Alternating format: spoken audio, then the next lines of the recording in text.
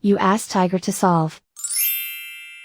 This deals with linear equations with one unknown. The final result is x equals -6. Let's solve it step by step. Group all constants on the right side of the equation. Subtract 9 from both sides. Simplify the arithmetic.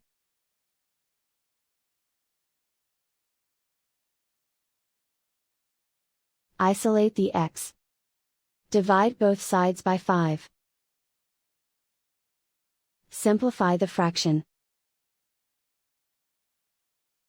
Find the greatest common factor of the numerator and denominator. Factor out and cancel the greatest common factor. And so the final result is x equals -6.